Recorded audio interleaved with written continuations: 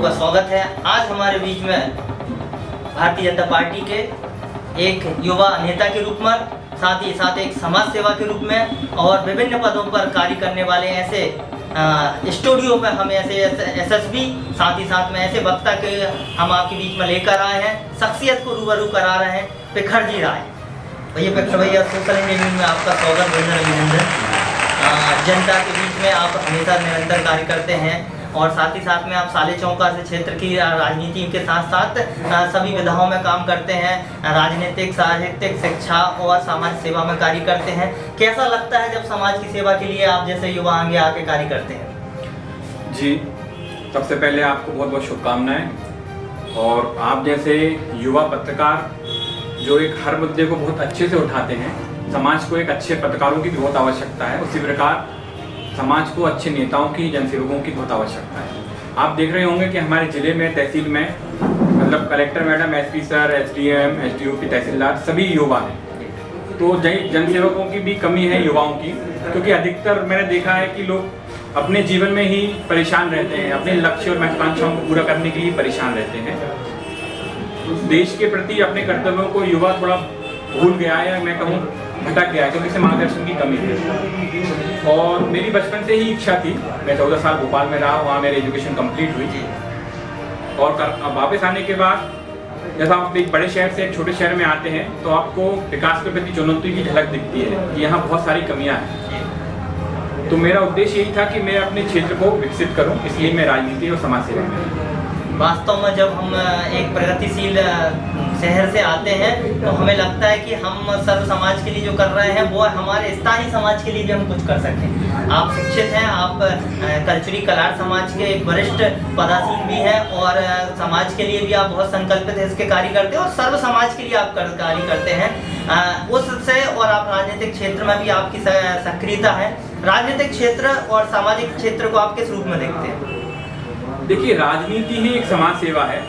राजनीति हो जाती है कि आपको एक पद लेके, एक दायित्व लेके या चुनाव के माध्यम से आप सेवा कर पा रहे हैं, और समाज सेवा के लिए हर इंसान स्वतंत्र है। राजनीति में व्यक्ति के पास साधनों और संसाधनों की और शक्ति की गुणवत्ता बढ़ जाती है और एक इंसान अच्छे से काम करवा सकता है, इसलिए राजनीति में आना आवश्यक होता है। युवाओं के लिए आप बड़े मार्गदर्शन हैं, युवा हृदय के रूप में आपको पहचाना जाता है। आप कई युवाओं को प्रेरणा देते हैं, नशे से दूर रखते हैं, कई ऐसी विसंगतियों पर आप खुलकर बोलते हैं। युवाओं को आप क्या प्रेरणा देना चाहते हैं कि मेरे सोशल इंडिया न्यूज़ के माध्यम से कि ये युवा किस ओर जा रहा है और किस ओर उसको जाना चाहिए? जी, मैंने जब राजनीति में कदम रखा तो मैंने सब युवा लोगों की ही पूरी एक नई ऊर्जा वाली टीम बनाई, क्योंकि मेरा ऐसा मानना था कि एक गुदी गुदाई किताब को आप नहीं सुधार सकते। एक पूरे पन्ने पे आप जो लिखोगे वो एक ज़्यादा अच्छे से स्पष्ट दिखेगा।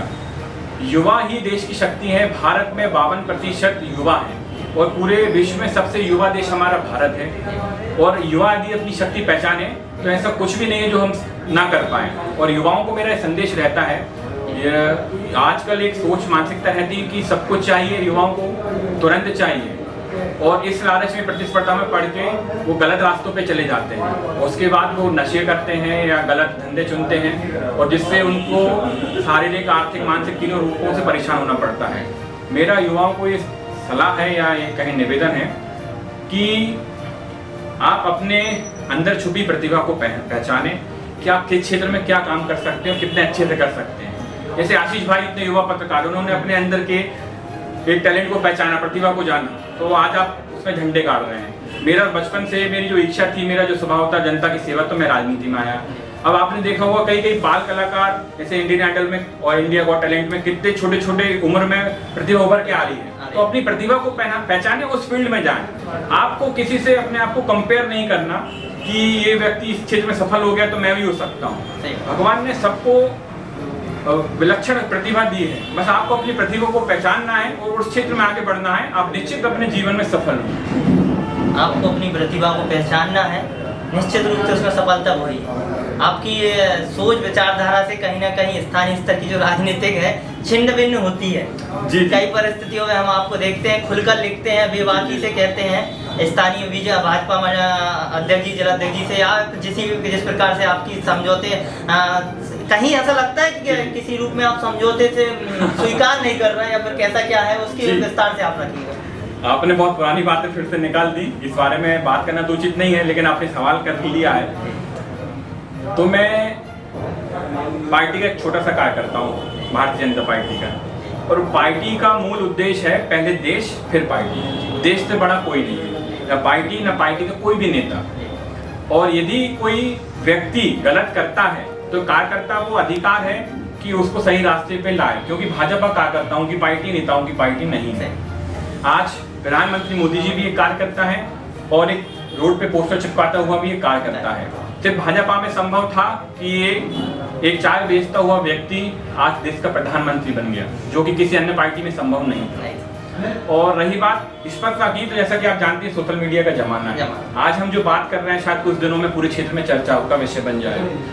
तो यदि आप सत्य पे चलेंगे, सच बोलेंगे, तो ही आपकी कीमत रहेगी और लोग समझेंगे। सबके पास एक बुद्धिमत्ता है, माइंड है, लोग पता कर सकते हैं क्या सही है क्या गलत है। आप झूठ के रास्ते पे चलोगे तो लंबा नहीं चल सकेंगे। आज नोट पर भी लिखा रहता है सत्यमेव जयते, उसी रास्ते पे चलो। सत्यमेव जयते पर आधारित निरंतर पद चिन्हों पर चले जा रहे हैं। साथ ही साथ हम आपसे और परिचर्चा के साथ एक और प्रश्न रखना चाहता हूं कि आप आज 26 जनवरी का पर्व है और उस पर्व में आपने एक ऐतिहासिक कदम के रूप में युवाओं को जोड़ा और एक तिरंगा यात्रा भी निकाली, उसके संदर्भ में भी आप विस्तार से रखें। जी, मुझे आज बहुत खुशी हुई। जैसा कि आपने देखा होगा, सिर्फ एक छोटे से आह्वान से मात्र एक दिन की तैयारी में सैकड़ों युवा एकत्रित हुए गाडावारा में, और गाडावारा के इतिहास में ऐतिहासिक तिरंगा रैली निकली गई, जिसके पूरे गाडावारा रहवासी साक्षी हैं। और लोगों का जागरूकता आ रही है देश के प्रति, अपने धर्म के प्रति। लोग अपना कर्तव्य समझ रहे हैं, युवा भी अब आगे आ रहे हैं और उसकी मुझे बहुत बहुत खुशी है। और मैं सभी को पुनः शुभकामनाएं देता हूं युवाओं को कि हमेशा अच्छे रास्ते पे चलें। गलत रास्ता आपको कुछ समय के लिए सुख जरूर देगा, पैसा देगा, लेकिन बाद में आप गड्ढे में ही जाएंगे। इसलिए अगर आपको पैसे की कमी है, नौकरी की कमी है, या आप कुछ कर नहीं पा रहे हैं, कोई भी मानसिक परेशानी है, गलत रास्ता कभी मत चुनें। अपने ईश्वर पे विश्वास रखिए, अपनी माता पिता की सलाह लीजिए, अपने गुरुओं से सवाल करिए, पूछिए कोई समस्या है तो। और मैं भी आपके साथ हमेशा उपलब्ध हूँ, बड़े भाई के नाते मैं भी आपकी सेवा के लिए हमेशा रहूँगा, बस यही कहना चाहूँगा। बड़े भाई की तरह सेवा में सदैव समर्पित है। प्रखर राय से हम सीधी बात में चर्चा कर रहे थे सोशल इंडिया न्यूज के कार्यक्रम में। अगली शख्सियत को लेकर हम पुनः हाजिर होंगे, तब तक के लिए देखते रहिए सोशल इंडिया न्यूज।